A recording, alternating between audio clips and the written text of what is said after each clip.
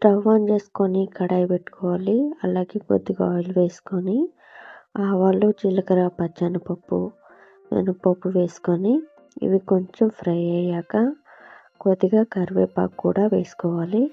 అలాగే ఒక ఆనియన్ సన్నగా కట్ చేసుకున్నది వేసుకొని ఇది ఫ్రై చేసుకోవాలి. ఇది కొంచెం ఫ్రై అవ్వాలన్నమాట.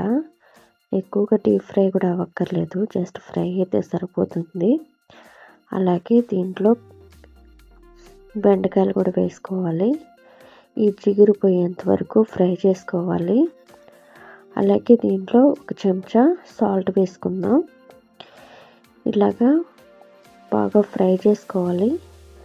సాల్ట్ వేసుకుంటే దీంట్లో జిగురు పోతుంది. అలాగే బెండకాయ త్వరగా కూడా వాడిపోతుంది. నేను ఇక్కడ 3 ఎగ్ తీసుకున్నాను. ఈ రైస్కి ఎగ్ ఎక్కువ వేసుకుంటే బాగుంటుంది కాబట్టి మీరు దానికి తగ్గట్టు వేసుకోండి. నేను ఇక్కడ 2 చేస్తున్నాను కాబట్టి నేను 3 ఎగ్ వేసాను అనమాట. మీరు కావాలంటే దానికి తగ్గట్టు వేసుకోవాలి. ఇప్పుడు దీన్ని బాగా ఫ్రై చేసుకోవాలి. ఇలా బాగా పొడి పొడిగా రావాలన్నమాట. ఇలా పొడి పొడిగా వచ్చాక 1 స్పూను పసుపు, 2 స్పూన్లు కానీ 1.5 స్పూన్ కానీ కారం వేసుకోవాలి. అలాగే ధనియాల పొడి 1 స్పూన్ వేసుకోవాలి. ఇది బాగా ఫ్రై చేసుకోవాలి. ఇదంతా బాగా కలిసిపోయి అడుగంటకుండా సపరేట్ అయిపోతుంది.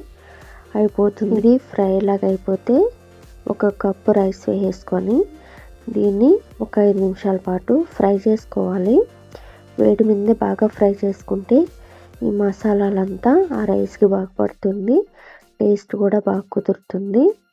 ఇది బాగా కలిపేసుకొని ఉప్పు చూడండి.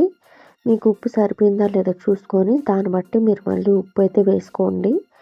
ఇలా బాగా ఫ్రై చేసినాక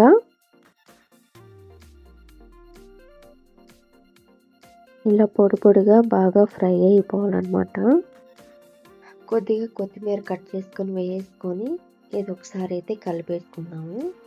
ఇలా వేడిగా తినాలనిపించినప్పుడు ఇలా ఒకసారి ట్రై చేయండి. చాలా బాగా నచ్చుతుంది మీకు కూడా. నిజంగా చాలా రుచిగా చాలా టేస్టీగా ఉంది. మీరు ఒకసారి ఇలా చేసి ఎలా వచ్చిందో నాకైతే కామెంట్ చేయండి. మా వీడియోస్ మీకు నచ్చితే లైక్ చేసి సబ్స్క్రైబ్ చేయండి. అలాగే షేర్ చేయండి. ఇంక మరిన్ని వీడియోస్ కోసం కామెంట్ చేయండి. ఈ కామెంట్స్కి రిప్లై అయితే ఖచ్చితంగా ఇస్తాను.